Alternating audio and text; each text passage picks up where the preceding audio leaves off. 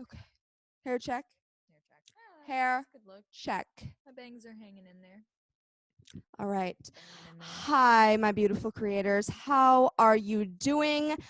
I am Steel Maggie, and today you are listening to Mind Made Wrong with my gorgeous, beautiful, amazing, motherfucking amazing friend, Miss Adriana Ynez from the band Girl Hazel.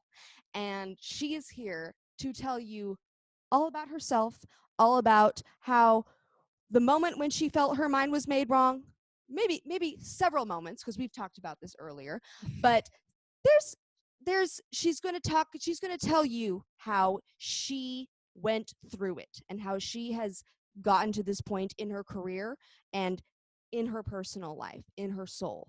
Okay, so how about you introduce yourself, Miss Adriana? Hi, yes, I'm Adriana, again Mm-hmm. from Girl Hazel. Mm-hmm. I'm a musician and visual artist based out of LA. I direct, I do photography, I do any skill you could All possibly manner.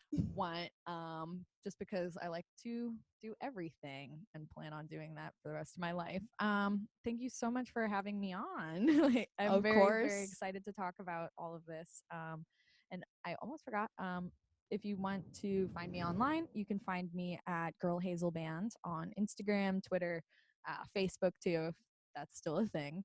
And yeah, find if me if find me you're if around. you're doing ads, it's still a thing, definitely. That's really the only reason why Facebook is ever still. That you told me that yourself. It's if you're doing ads. Former social media manager. Former social media manager, but manager nonetheless. Girl Hazel. As I'm saying that word, I realize I have never asked you what that means and how you came up with it. I have never asked you. And realize, guys, like we're always with each other. We're hanging out. We're at parties. We're at shows. Like I've never asked her. It's Well, stupid. It doesn't really have that much of a story behind it. Anyone coming up with a band name in 2019 will tell you that it's really, really hard. All logical names are taken already. So when I was choosing a name for this project, I set two goals for myself, which was one, that it had to sound cool, and two, that I had to be able to identify with it in some way. I had to feel that that project sounded like who I felt I was. Right. And so I have hazel eyes, and so I was like, I can identify with the word hazel, and girl, it's just kind of like, it's a fun word, and I don't know, I think this project really explores like my femininity, which I have a very interesting relationship with. We will discuss. Yeah. So I just felt like, girl Hazel, why not? Oh my goodness. And I like looking into your eyes right now. Like it's like I always knew like you had different eyes, but like first of all, like okay, I'm freaking out. I'm freaking out like cuz I didn't ask earlier and now I'm just kind of like caught on the spot. Okay. So Girl Hazel Band at Instagram. What about YouTube, Spotify? Are you on so the said channels? We do have a YouTube currently. We've got a couple live videos on there. That's also Girl Hazel or Girl Hazel Band. I'm live.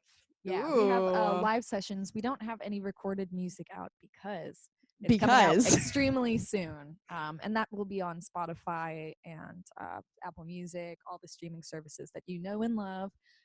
Like 2020 soon? Oh, yeah. Like, okay. No, actually, like 2019 soon. Like before end of the year. Oh, good. We're gonna get something out. Okay. Very, very soon. I'm headed into the studio after this actually to wrap up one of them. So it's coming. And just following us online is the best way to stay in touch and see when those not live recordings come. But my band is incredible, so we sound okay live. Oh my goodness. Have you heard Michelle? Have you heard Burnt Sugar? Bitch. They definitely haven't heard the second one, but Michelle is on the YouTube. No, I feel like I've heard. No, you've said Michelle. You've said Michelle prior. Yeah, Michelle's. You performed. Yeah. Okay. I was about to say, I'm like, I've heard Michelle. I feel like I've heard Michelle. Michelle's, it's on our YouTube. Okay, good. Okay. Michelle's on our YouTube. Not Burnt Sugar. Do not miss said songs. Also any songs, but don't miss exact said songs, because also Burnt Sugar is kind of my favorite. And then when you guys sing, when you sing Ivory though, I mean me and her kind of had a little project with a couple of friends that we did this song called Ivory with, and it was so beautiful and it's really sweet. Can you tell us about Ivory? What Ivory is about?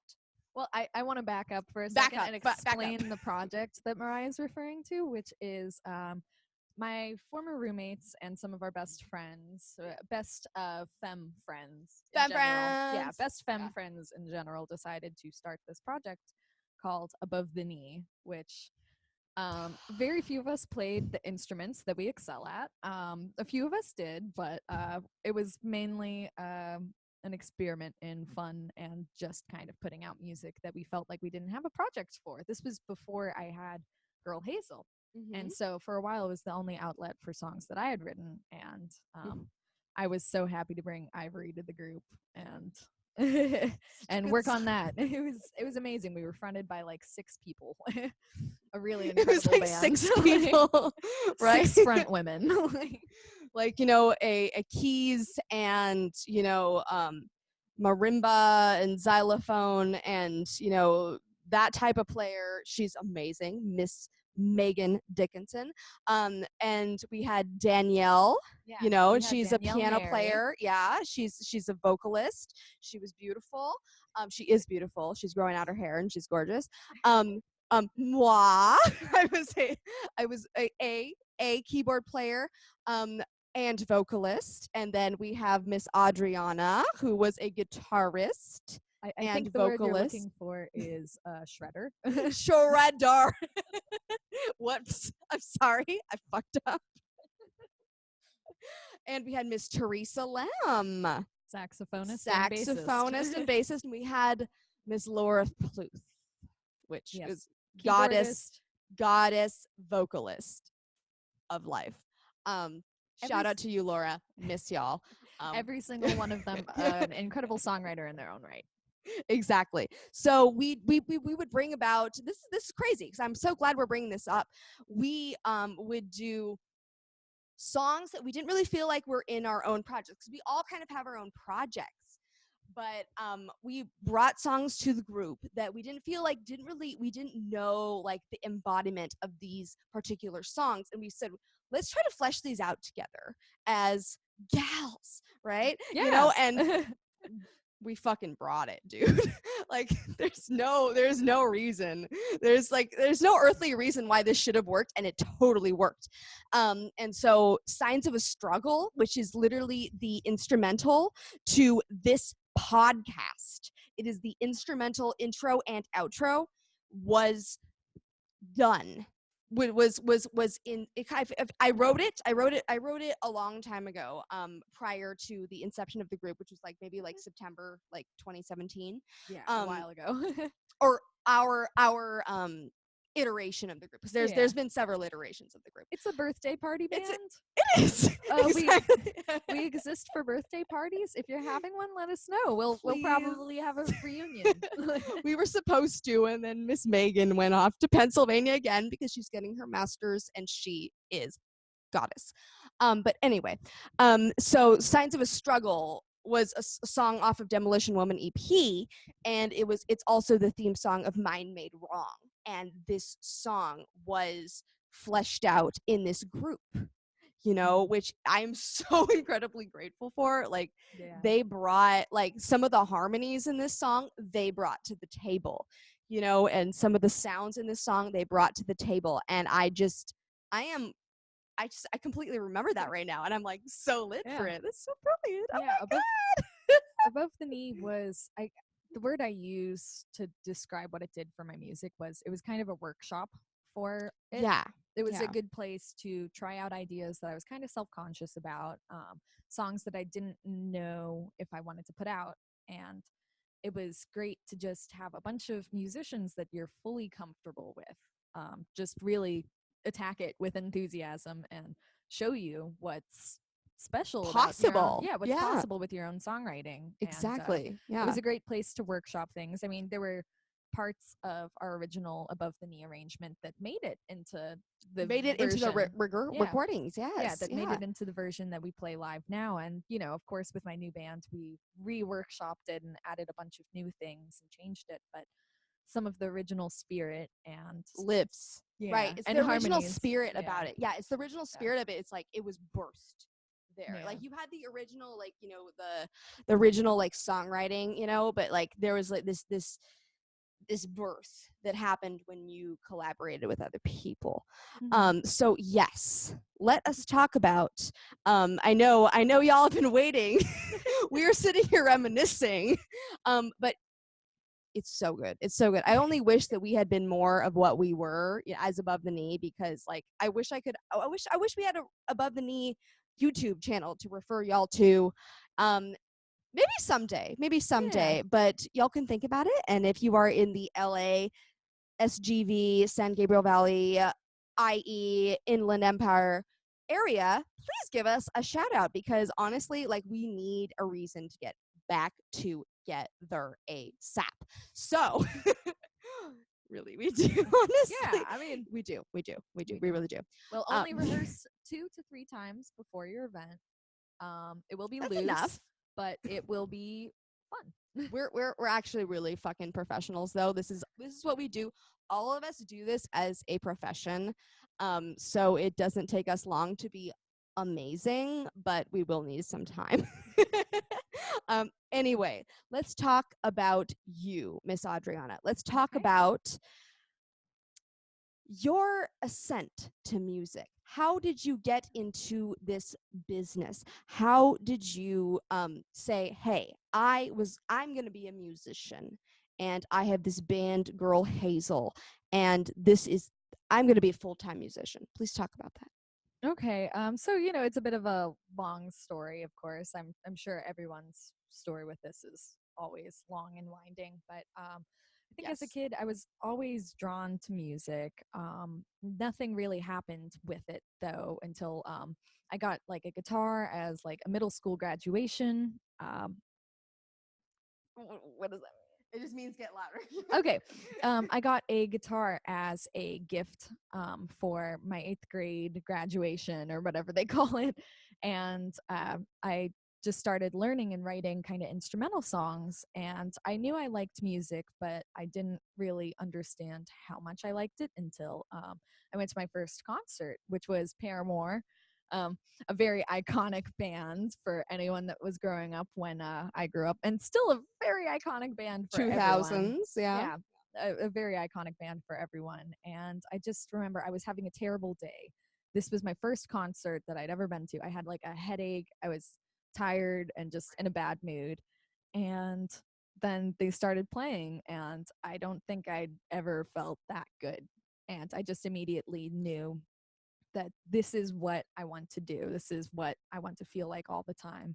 And that has never really shaken for me. I've never questioned it. I've been through a very rocky journey to get to my low level of success that I'm currently at. As we will discuss. Yeah.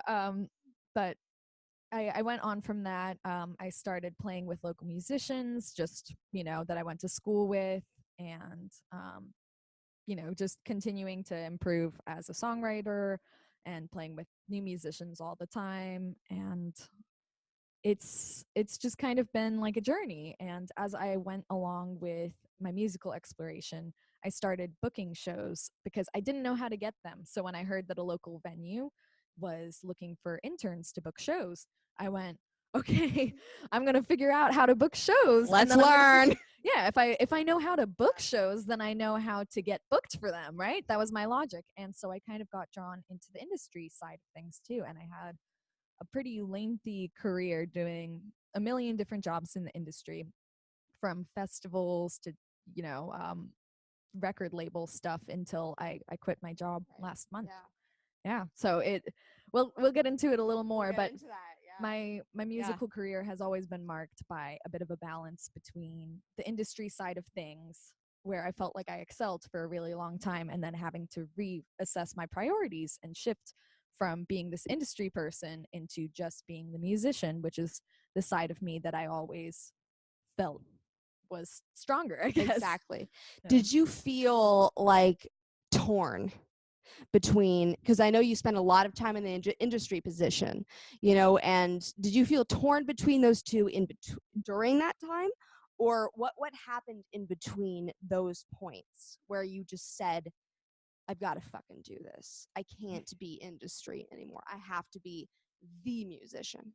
I mean, absolutely I was torn. There was so many jobs that I had that I loved, and for a long time it was very fulfilling for me to go and book shows and just be surrounded by the bands that I loved instead of playing the shows with them. I was fine to just book them and go, "Oh, I created an amazing night of music," or I think the biggest shift came when I started working on a record label, because I was working with all of these artists that were doing things on this high level that I wanted to be on. And I was constantly getting inspired by all of the incredible artists that I was working with.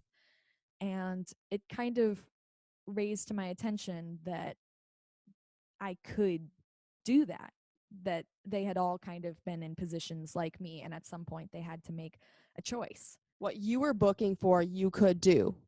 Yeah, I could I could just be on the other side of it, and that that was what I wanted to be on. And the only reason that I wasn't on the other side of it was that I was putting so much time and energy into this industry career, which, while I loved, was ultimately a distraction and did not make me as happy as um, just playing music and being a musician and pursuing my own art. I realized that I was creating art at a glacial pace because so much of my time was devoted to, just doing a job, just having an industry job, because you can't really work in the music industry doing small hours. If you want to be successful in it, you have it's the office, you were in there 9 to 6, and after the office you were out at shows, which is an important part of any musician's education. But when you're out at a job all day, and then 3 to 5 days a week after work you're at a show not working on your own stuff, that really really takes a toll on your creative energy and how much time you're able to put into your projects. Exactly. Did you feel like, I'm sorry, like the this fucking bird. We have this clock that has like a bird, like literally different bird calls for every hour. I love it. So it's like I went like, oh, it's the bird. I forgot to tell her about the bird. It's the bird. So do we take bird intermissions? We could take bird intermissions. I don't know. We could. On YouTube, we might. It depends on how the editing feels.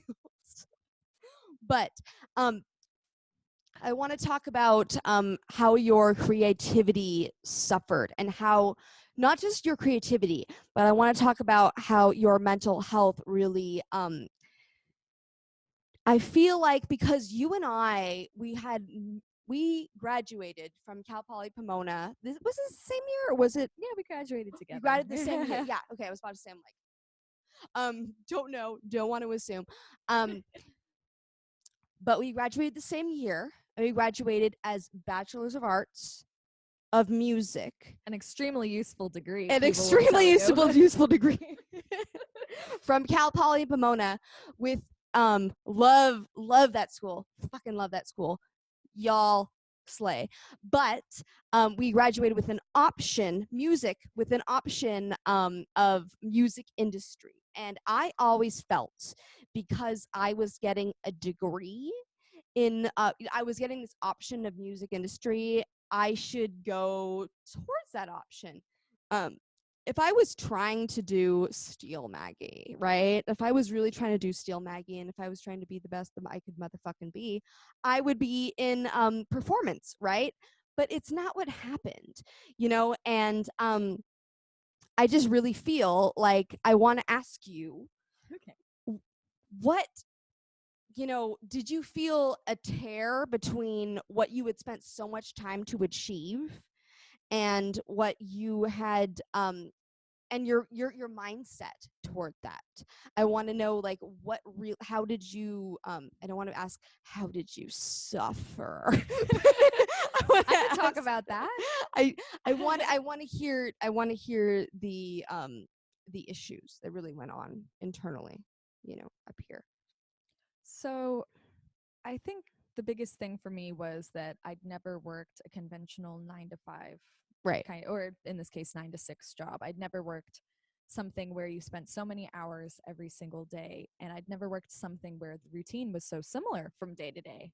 That was Right. all very new to me, and so it was a huge transition for me to go from being able to make as much time as I wanted for my art to just having the set schedule and set times for creativity, which put a lot of pressure on me. And, for some people that works great. And, there's absolutely no wrong way to create art. So if that works for you, by all means, go ahead and set, those specified times for you. But for me, Right. it just didn't work. And over the course of the year, I was just getting so tired. 2019. Yeah.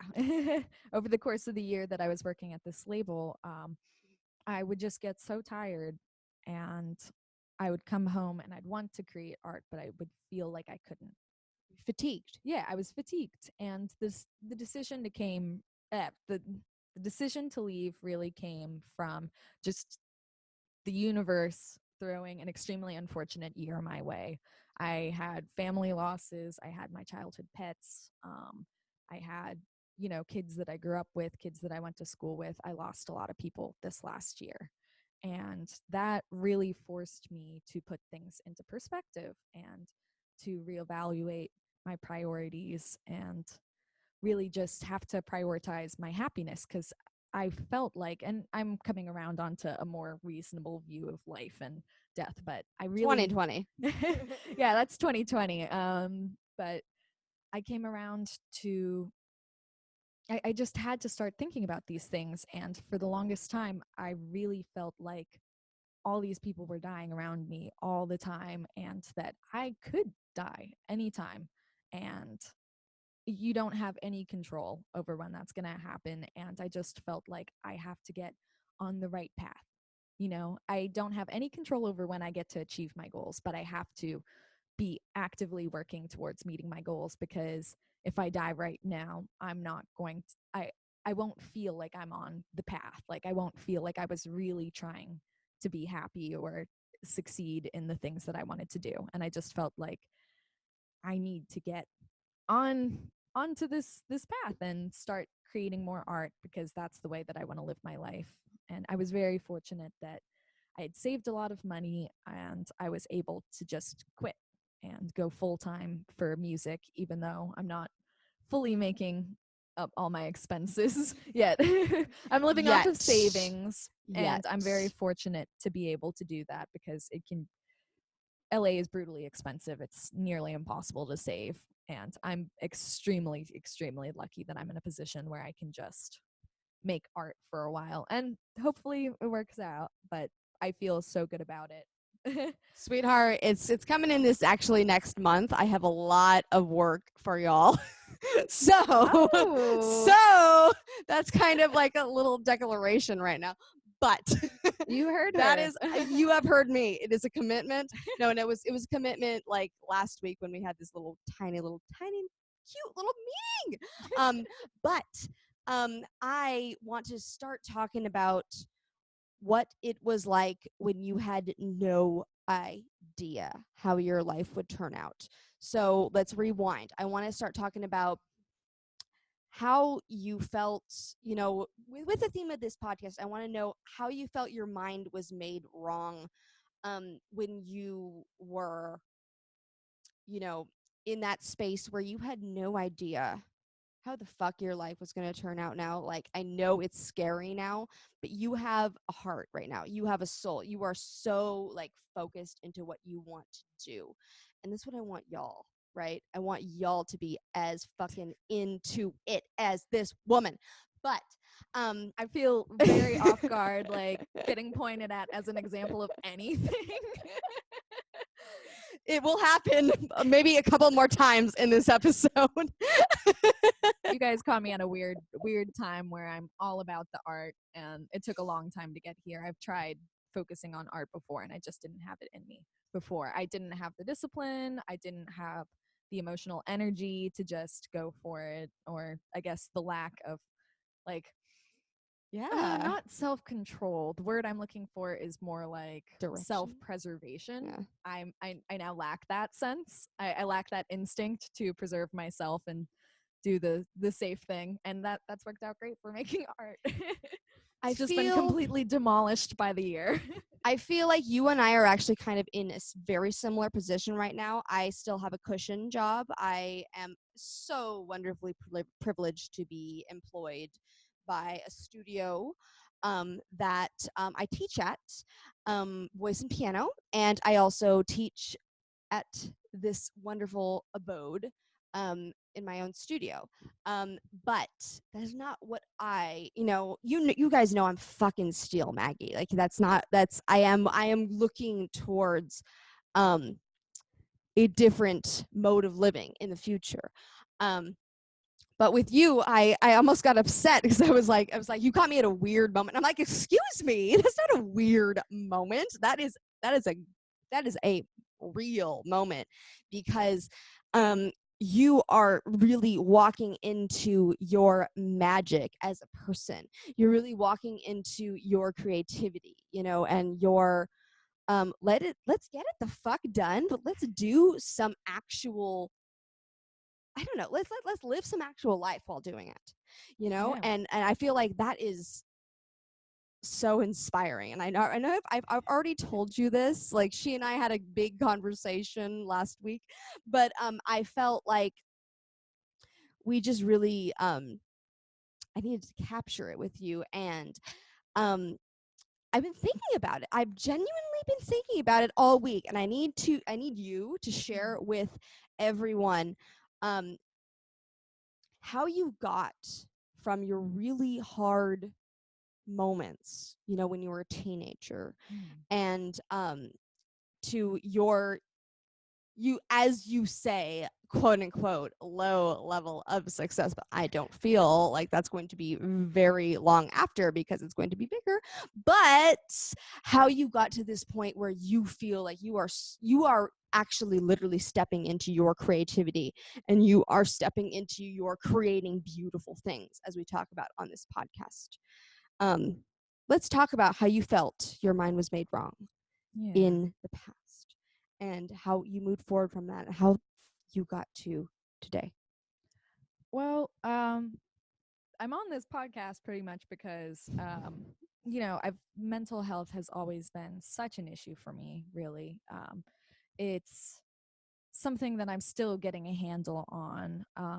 But basically, I've been depressed for maybe half of my life now. I Right. want to say it took a long time just to realize what was going on with me, because I never really understood what depression actually looked like. I mean, like, a lot of people say this, but you see like the commercials with the gray stuff and the sadness, and I never identified with that. It never felt like that. It didn't feel like it looked like that. That little, like, that face that they put up when they're like frowning on the other side, but then they're like, they have that like smiley face, and it's like, that is not it. Yeah, it just didn't seem right. So it took me a long time to realize that I was depressed.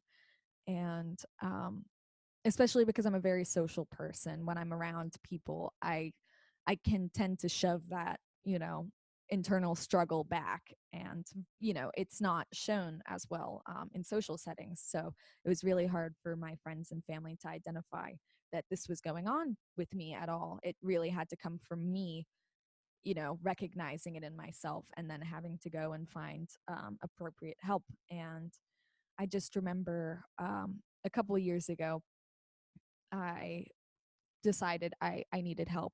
I couldn't ignore anymore that, most days I just kind of felt like I couldn't do anything but lay in bed, held down by incredible, immense weights. And so I finally talked to my parents about it.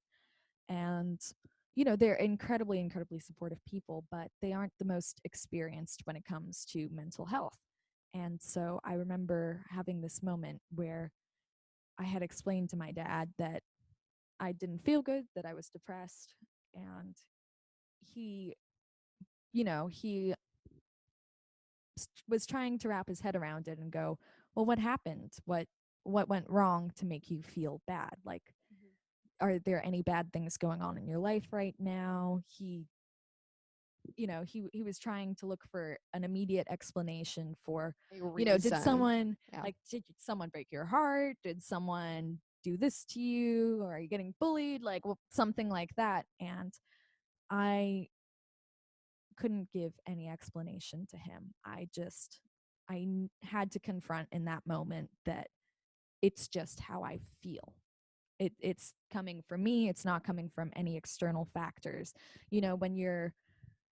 When you're depressed, a lot of the times you can feel like, well, I'll feel better when this thing happens. Like all these little points of pain, you can look at them and go, well, if I can fix that, I'll be happy. If I can fix this thing, I'll be happy. And unless you confront that, I understand depression's different for everyone, but for me, it goes beyond just the things happening in my life. If you were to remove all stress factors, I would still have to do some work on myself to just be happy. And in that moment, I had to admit, it's not any of the things going on in my life that are making me feel this way.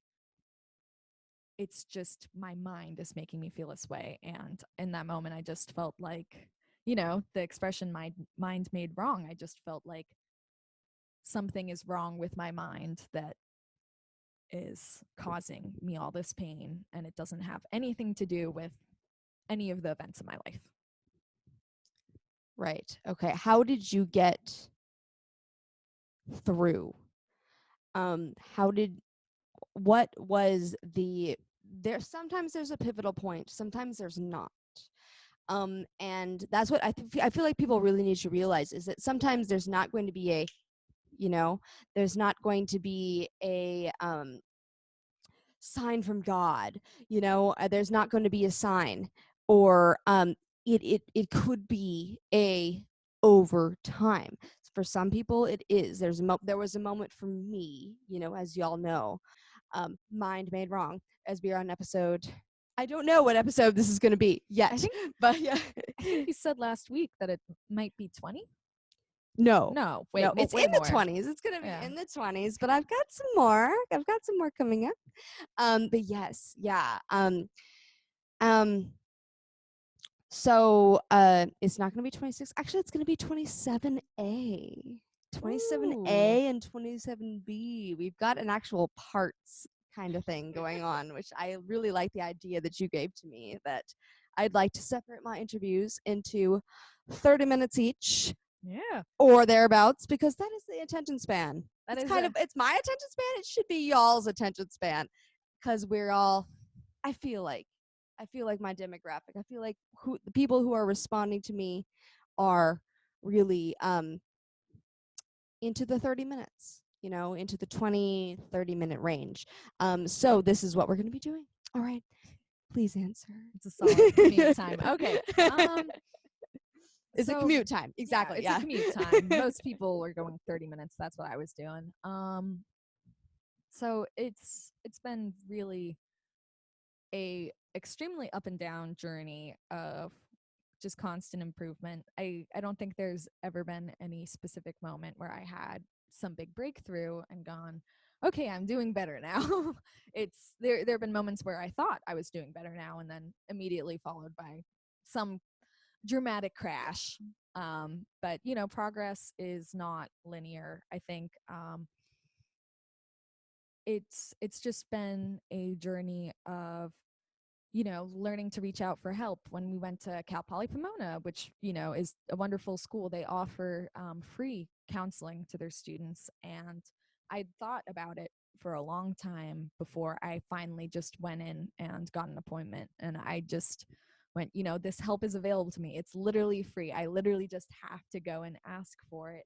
And I finally went in and I started counseling there. And I was about to graduate, so I didn't really have that much time getting help, but they kind of helped to treat me for anxiety, and I still fall back on some of the techniques and methods that they taught me to proceed and deal with my anxiety, and just learning that you can go and get professional help from, professionals, people that work with people like you all the time, and really just want to see you succeed and want you to, kind of help help you develop processes and better ways to deal with the way that your mind is. And And realize it's not made wrong. yeah. Your thoughts are spinning it out of proportion, right, to make it feel that way, and we Mhm. have to really actually do the work Yeah. to make it feel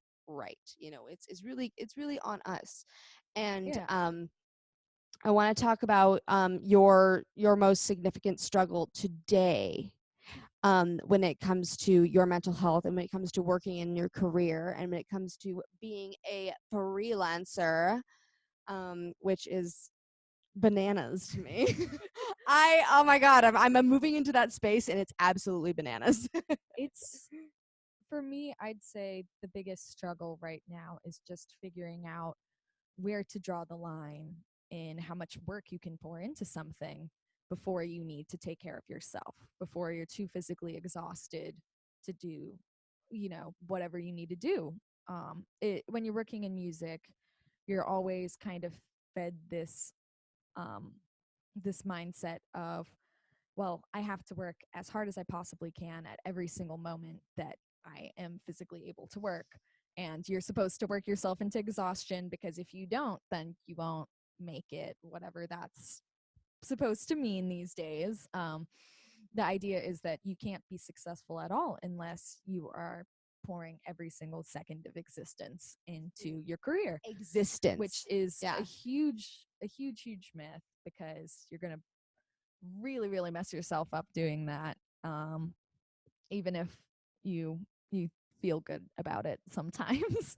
um, so for me, it's just been learning to draw the line between working too much or giving myself too much slack, because after a certain amount of, giving yourself time off and giving yourself time to relax, you can feel guilty for not making art, and that can spin out into a whole other issue. But you just need to know when you're physically exhausted. For example, a couple months ago, we were tracking, and I was having, such a hard week. I was preparing to leave my job. I think at that point I had already quit, but I was still going to work. I had just put in my notice, and I was still going to work. But after work, I would head to the studio to record, late at night, really. And I would already be tired from working a full day. I was emotionally exhausted because, I had all these losses, and we were recording the same week that I had attended a funeral. And for some reason, I thought I could do it, that I would be able to emotionally and physically handle being, driving back home to San Diego to deal with these personal events. And I thought I'd be able to handle all of this whiplash commuting and going to work and just going and recording, because that's also work too. It's a lot of work. It's fun and it's rewarding, but it's a lot of work. And I was trying to track vocals, which is always pretty much always difficult, especially It's the most emotionally yeah, your body taxing part. Yeah. your body is an instrument, and your body is very, very it's 100% connected to your mind and the way that you're feeling. And so I just was trying to track these vocals, and everyone around me could tell that I was just getting caught up in something, and that it was just getting worse. We had hit a turning point where I was freaking out about it and was not willing to admit that to anybody else. And then I finally, like my bandmate Sonia Moral ended up just saying, like, "Hey, do you want to not track tonight? You can take the night off. We can pick this up another time. There's more studio time. We're very, very lucky in that several of our members work at studios, and we're able to get, free use of a studio. So it's not like I was under any pressure to get my money's worth or get it done Financial, yeah. or anything like that. There was nothing on the line. It was just I had to be willing to let myself take that break.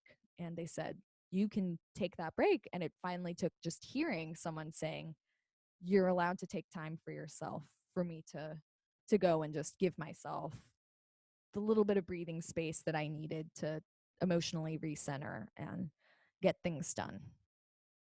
I love it. I love that you have such um a support system. And I really want to talk about because you were so that is such a I want to rewind and talk about how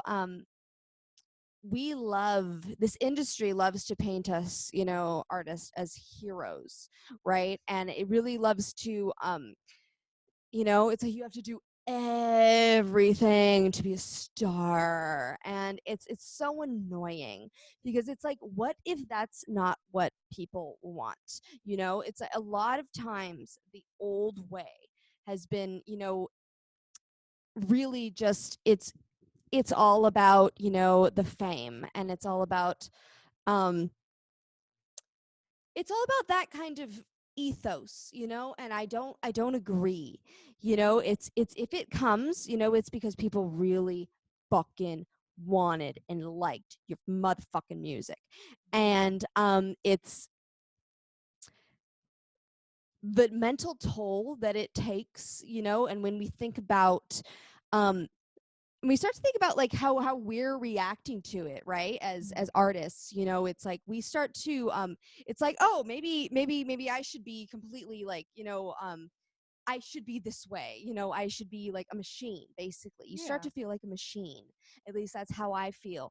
And it's like that's not the industry anymore as musicians. It's really not. And but it's still very pervasive, where we like to or not we, but the industry really paints it as, like it's do or die. Yeah. Die for your dreams. Basically, it's really like, it's like you give everything or you give nothing. And when you have another job, when you have something else, and we if you have any other concern at all, it's you don't care enough. You're not willing to give your life for us, Mhm. and it's bullshit. So I absolutely love that you were talking about self-care, really. Yeah. And self-care, as I've mentioned on this podcast, is not about bath bombs. It I can mean, be it it can can be. be bath bombs. It I can like them. definitely. I fucking love Lush. Shout out to y'all. But Sponsor, please. absolutely. Sponsor this episode in I love particular. you. Let's talk about self-care and what it actually really means to you. Self care is something that I'm continually working on, Right. because I think that what I'm realizing, and this is kind of something that's actually I've had to come to terms with after our last conversation, so I'm gonna have to kind of figure things out as I'm talking. That's literally how I do everything. Is Yeah. I do it through speaking, yeah, and writing. Well, I've had to kind of figure out that what makes you feel good does not always make you happy. Whether it be, like going out to a party and having a bunch of drinks, that might make you feel good, but it might not overall make you happy. And I've actually found out that a lot of things that do not physically make me feel good make me really happy, like exercise and, you know, kind of pushing yourself, that even if you're a little tired and like you just want to go back to sleep, I found that sometimes self care can be pushing yourself to go and get something done today that's really satisfying. Like this last weekend has been just a crazy whirlwind for me. Like Friday morning, I went to we were on a radio show on Friday, so I had to go all the way down to Long Beach, record a radio session, and then make it back to LA for a friend's party, which was self-care because I'm such a social person that I just like being around that. And I was already tired from the radio thing and the driving, but I wanted to go to that party, even though the next morning I was driving all the way up to Northern California to the Sequoias for a film shoot. And that was such a big moment of just artistic fulfillment because I was making art and everything was turning out exactly how I wanted.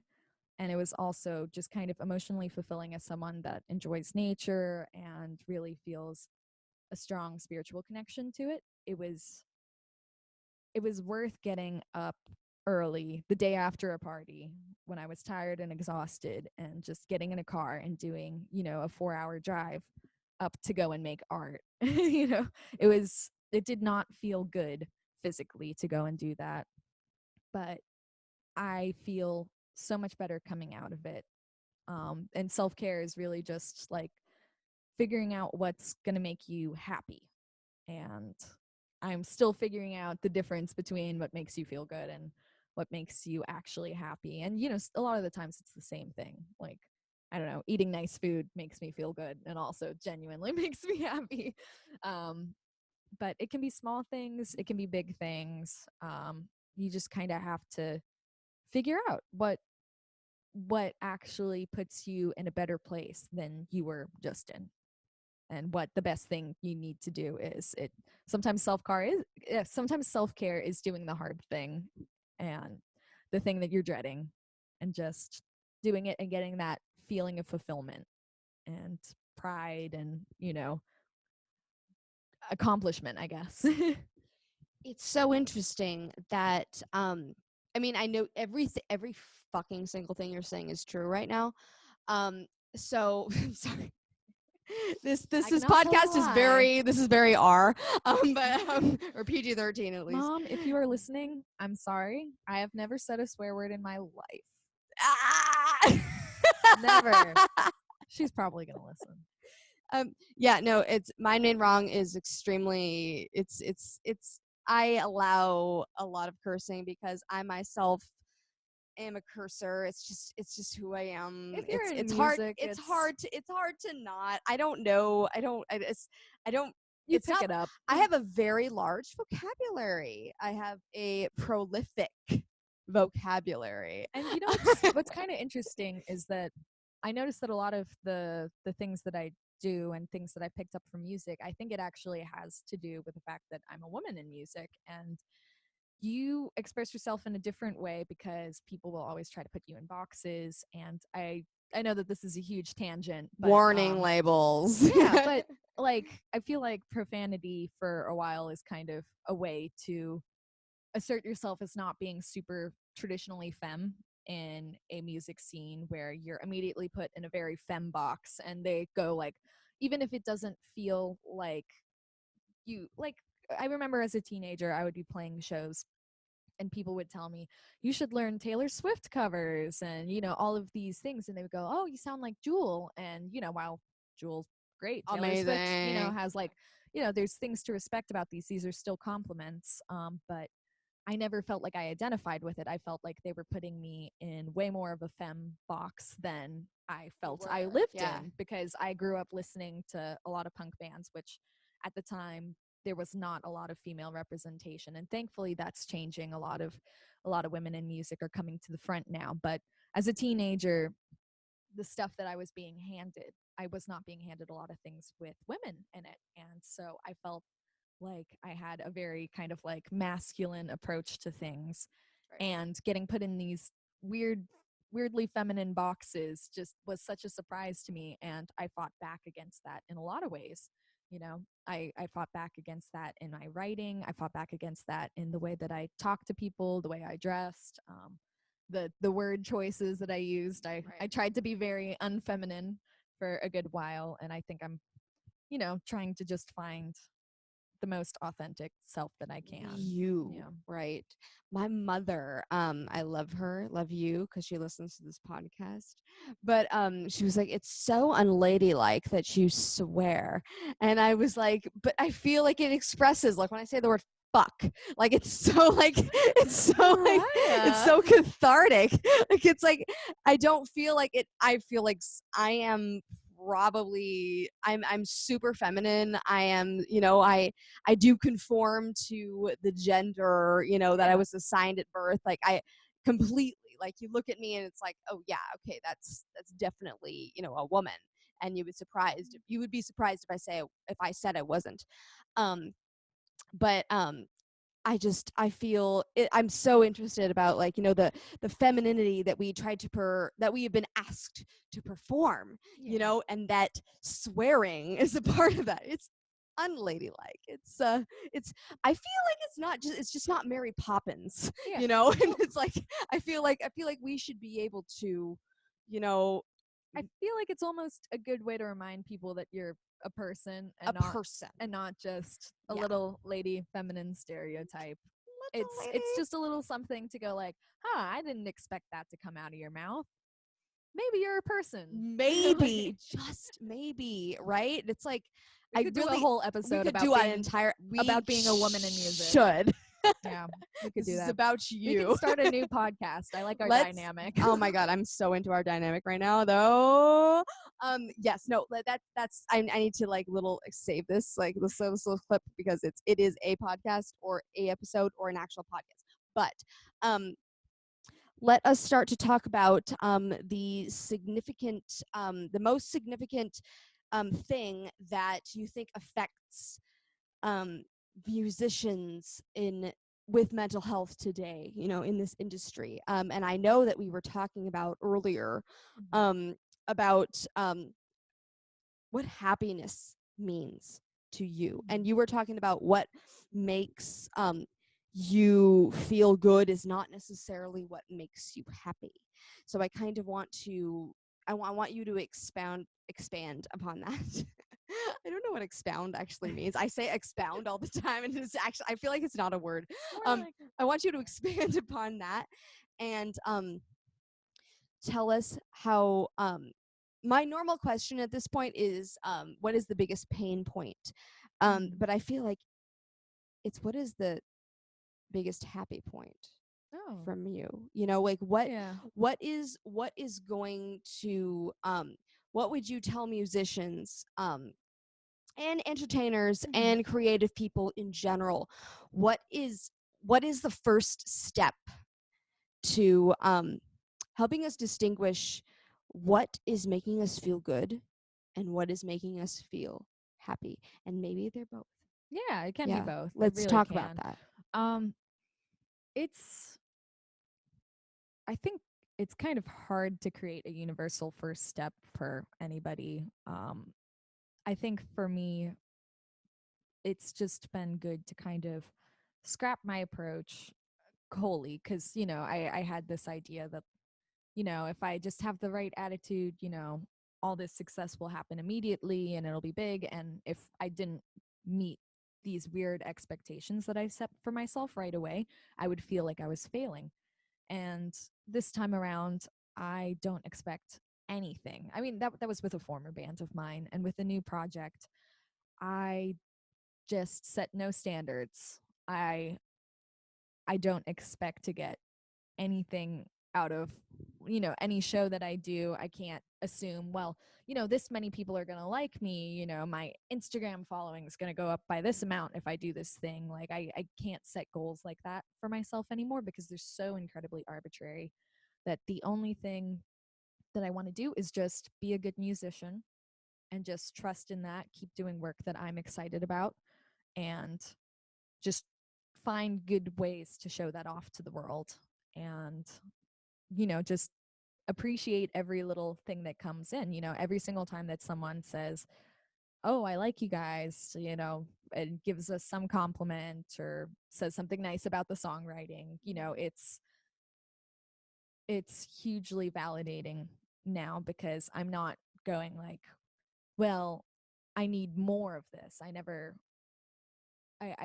used to feel like I need to have everybody saying that at me all the time. I need to be completely and fully blowing away everyone. And now I've kind of just leaned back and gone, okay, well, I'm not for everyone, and I'm just going to keep making the best things that I can, that I'm happy with, that even if nobody else likes it, I still feel like we played a good show and that I can be excited about what we're doing. I there's so much going on when it comes to social media, and I know this has been going on for a while, but a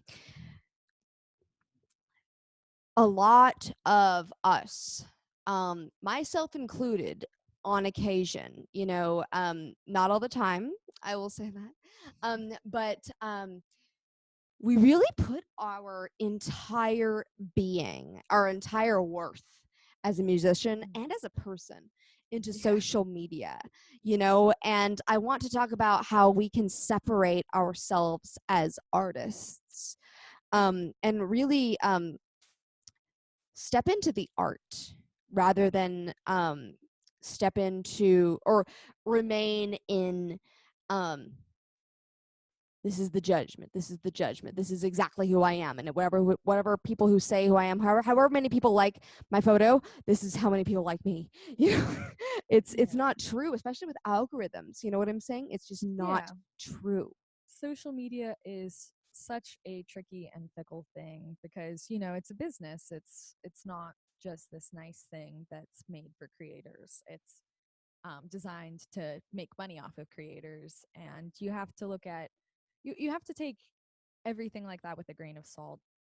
Social media, it brings so many wonderful things to the world. It's how people like to find music now, and I've found some of my favorite bands through social media, and I've been found by people through social media. And there's something really amazing about getting to connect with people that you never would have run into anywhere else. You wouldn't have ever met or known about in any way. It's great that social media does that for you, but you have to be very careful about it because it is this, addictive thing that you are kind of taught to associate with your own self-worth and with your own worth as an artist, because you're told nobody will even consider booking you for this venue unless you have at least this decent following, and nobody will even consider signing you unless you're above this certain number or something like that, which it's all ridiculous, and a lot of people don't care about the numbers, is the truth. The label that I worked at, we we made exceptions on the numbers all the time. We worked with people that didn't have social media at all when we started working with them, and I was very lucky to be able to see on the other side and go, okay, social media, as important as it is not everything. It's very important for communicating with people because it's such a social and interactive way to talk to people, and you can directly talk to your fans and actually get to have a somewhat personal relationship. Even if it is on the internet, you can have a personal relationship with them. There's plenty of people that came to our shows that we've managed to stay in touch with via social media, and I now feel that they're friends of mine. And whenever I see them online, I'm happy to see them and feel like they're part of my life. But it was a really good reality check to just go and see, okay, this label is listening and the music is good, and the numbers aren't actually everything, because the numbers are something that will change. They'll change regardless of whatever you're doing. If you're not doing anything, you might get lucky and the numbers will grow on their own. They might just kind of stop growing for no reason whatsoever. Your engagement might go down because of an algorithm change that you don't know how to ride the wave of. But um, it's very fickle, but it'll do what it's doing, and you just kind of have to focus on your own art and just showing off the things that you think are cool, because people respond best to the things that are good. And if you feel like The something, most authentic yeah, you. if Yeah. if you feel like your art or a personal story that you're sharing is authentic and good, and you want to share with people, you just have to put that out there. And you might not get the engagement that you think you want from Under it. the thousands, right? Yeah, you might, sometimes posts will go viral or something like that, but most of the time it's very hit or miss, and a lot of the people that you've worked so hard to collect on there, all these fans that you've worked hard to make, not even all of them will see it just because of the Yeah, way they that the won't even platforms see are. it. Yeah. Yeah, that they won't even see it, and that can be so discouraging, but you just have to accept that, that's how it is. Just keep doing your thing, and the numbers will come and aid you as much as they possibly can. But Engage as an actual person, I think. And I love how you really just put it, is that these people come to you as friends, and you need to consider them, no matter if you are a musician, no matter if you are a painter, a sketch artist, a writer, a freelance writer, a journalist, whatever. If you are whatever, I know I'd really direct this podcast to creative people, whatever creative venue you are going towards. I feel like we need to stop thinking about, like, I feel like the old industry really is like fans, fans, fans, and it's like I never see people who follow me as that. I feel like I see you yeah, as friends, because you talk to me, you engage with me, you send me DMs, yeah, and it's like I want to know you, and I feel like the more that you see it less as a transactional relationship, the more that you see it as an interactional relationship, the more it's like, oh, we are working on this together, and hey, mm, there's algorithms that may fuck things up, that yeah, will fuck things up, as we've seen with Facebook and Instagram and all these things. yeah. But when Yeah, you have a post that gets a lot of engagement or likes or something like that, it does not feel as good as just having someone talk to you on there, whether it's a DM or a comment or something, where someone's actually just having a personally, personal yeah. conversation with you. It that just feels so much better than whatever number of people like it, because liking is such a arbitrary thing. There's a million reasons I that go just into why scroll and I you just bip, bip, bip, why bip, you bip, like bip, bip, something. bip. So it for me, it's so much more about the relationships, Right, and right, just right, right. it's nice when people that we've met doing shows will talk to us online and just go like, Hey, I like, met you. yeah. Yeah. And last week we were at a radio show, and some people that came out to our shows like saw that on our Instagram stories that we were at Long Beach that day, and a lot of people replied to us, and it just felt good to talk to people, to feel like there's a little bit of a friendship there, because I don't know, There yeah, is. There a good is. I mean, it's on our yeah, side, right? We're like, hey, I actually feel like I'm yeah, friends with y'all. a good Yeah. fan Yeah. relationship should feel like a friendship. A friendship. It Yeah. really should, and I'm someone that subscribes to the belief that friendships don't always have to be these close, extremely personal things. I've got a lot of people in my life in different capacities. I've got people that I see once every 2 years and feel extremely, extremely close to. Yeah. Yeah. Yeah, but it's it's great to be able to do that through social media, and I think you really should be taking the approach of just caring about the people that you meet through it, and recognizing that they are real. They're not just this number, they're not just this handle on the screen. They're an actual whole person that likes your music, and probably has something in common with you. Exactly. Not seeing them as a number, and not seeing them as a like or a comment, or as an engagement metric. But right, it's we really, because we are expected as Yeah. artists, right, especially as musicians, to like see, like, like be, fall in love with it. I've been told this. I've literally been told this. Fall in love with the data by a very respected person. And I'm like, I agree with the sentiment, but it's like I can never see my listen. It's so difficult for me. I can't see y'all as data. Like, it's like y'all are so important to me, and Yeah. it's just like I see you as opinions and people and um And hearts and souls, and and I it's I I can't. I Yeah. do want to say that it is important. If you want to be successful, social media is such So an it's important very it's such important. an Yeah. important tool for growing your audience, and for turning that into actual like dollar money success that allows you to continue making art.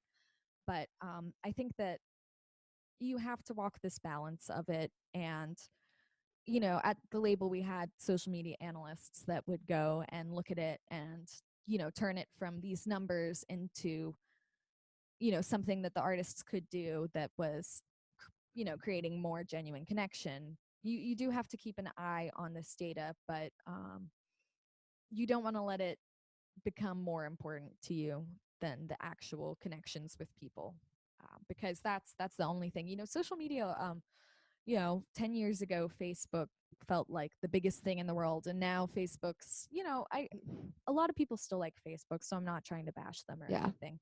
But I don't think the attitude is the same around them. I think a Right. lot of people feel like, I feel like a lot of people feel like Facebook isn't where they connect with their friends online anymore. And 10 years ago, that was absolutely not the case. That was the one. place. Yeah. So social media comes and It goes. changes. And what I'll see a lot of when I was working at a label is that you would have these massive Facebook followings for artists, because on when they put out their big album or whatever it was, Facebook was the primary platform.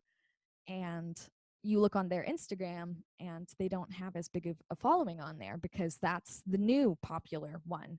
And I noticed that a lot of these artists have a hard time communicating to their fans. They, at some point, someone, for example, let's say someone had 50,000 fans on Facebook. At some point, 50,000 people really cared about them, and they probably still care about them, but they just didn't migrate to that new platform. And Facebook's algorithm Yeah. shows it to like 10% or less. Yeah, Yeah. and it's hard to reach all of those people. They've all kind of, Facebook has really clamped down on who can see it. But in addition to that, just people are on Facebook less, they're less likely to see it. And so a lot of people are migrating away from that platform. You can't rely on social media to always, be showing your things to your fans. You have to really build a strong connection with them so that even if Instagram, loses popularity in the future, they will keep finding you, they'll keep caring about you, and keep following you to whatever the new way to communicate is.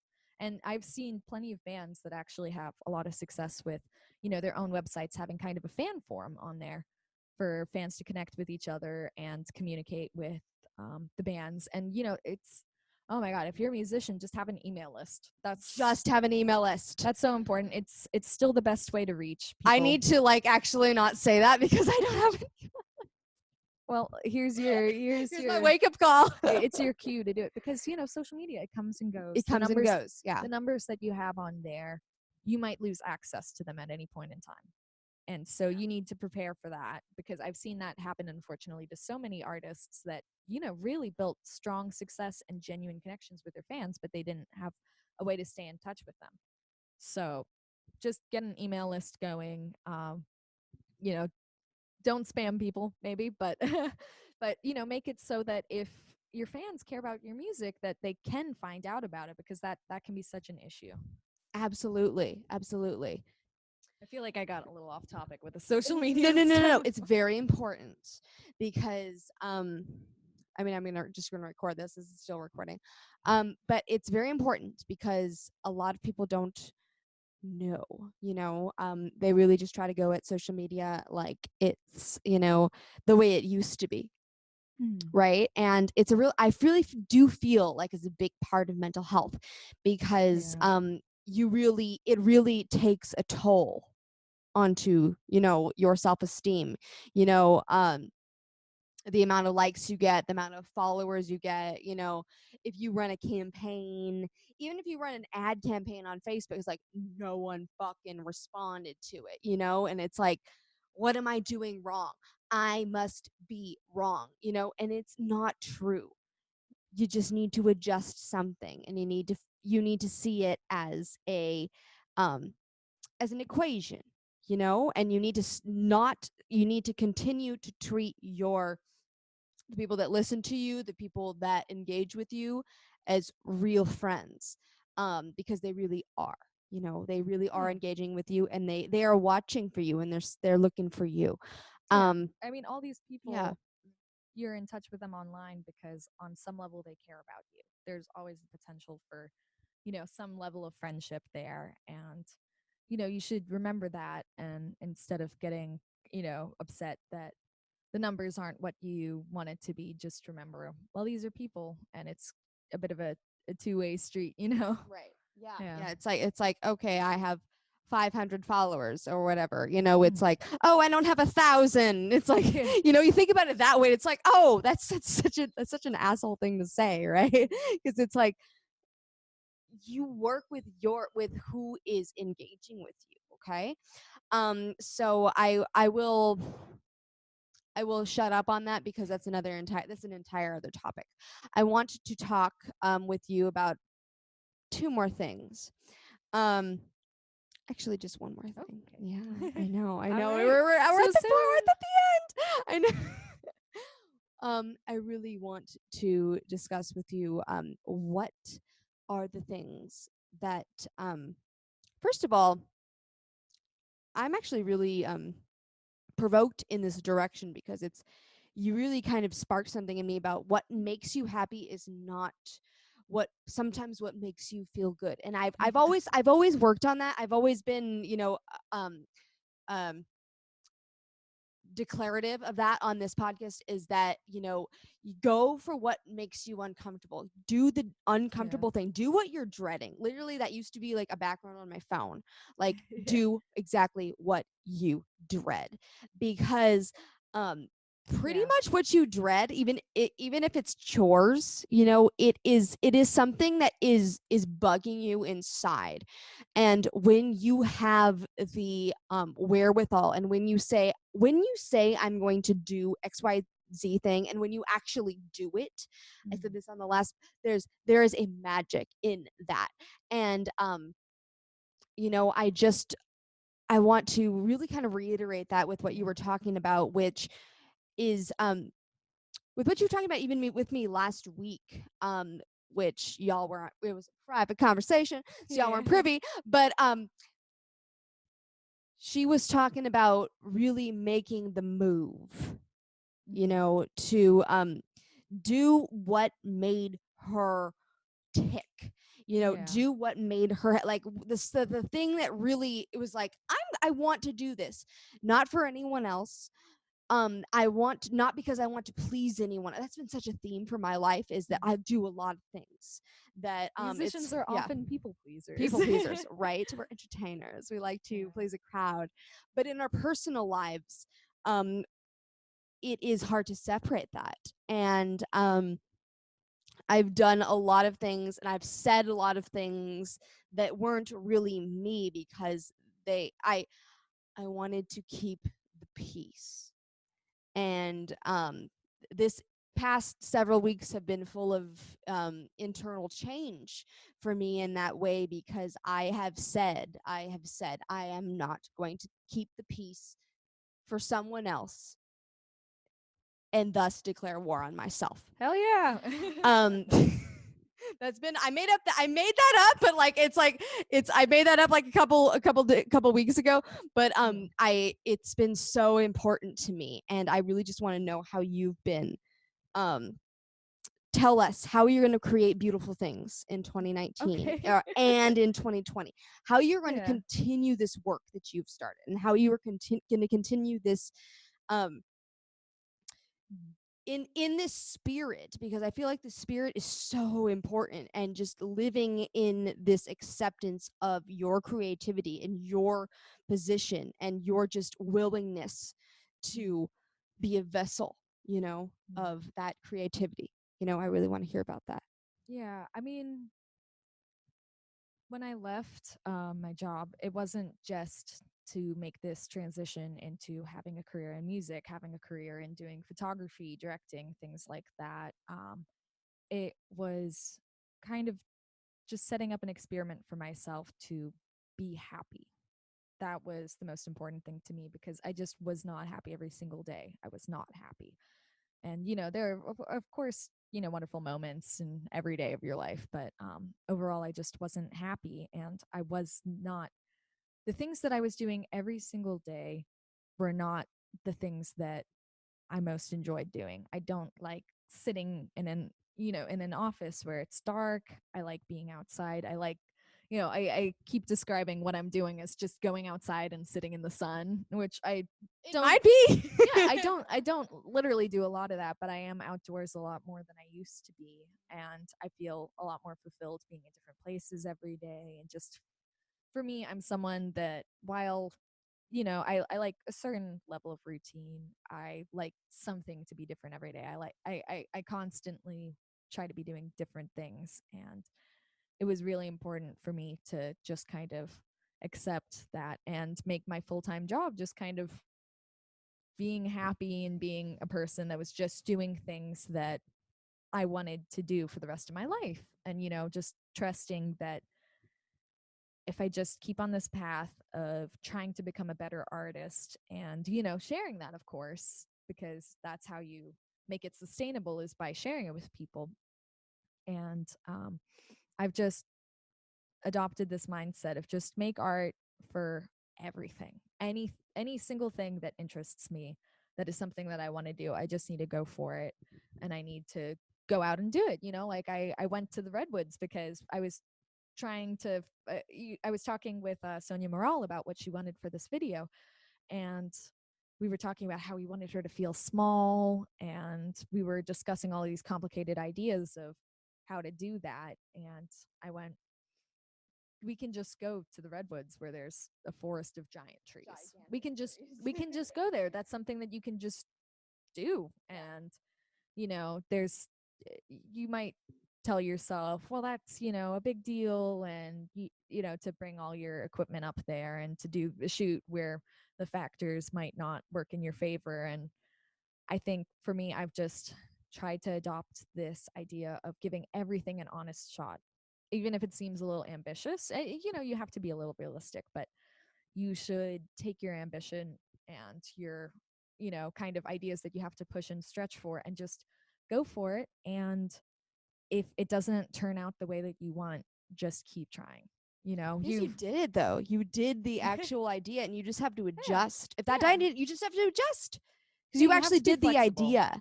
Yeah. And that's the biggest issue for me personally, is that it's like I don't do the idea. Just Yeah. actually try the motherfucking idea, and then you'll see what needs to be changed. I'm like, Yeah. I know something will need to be changed, but I don't know what that is. And I'm like, okay, you can't know what that is until you do the idea, Yeah, you right? have to you have to fully dive in, because otherwise you're going to be kind of paralyzed by, well, I don't know if this idea is realistic. Should I do it? Shouldn't I do it? And you kind of debate, and a Right. lot of the times you often settle for something that you think you can achieve.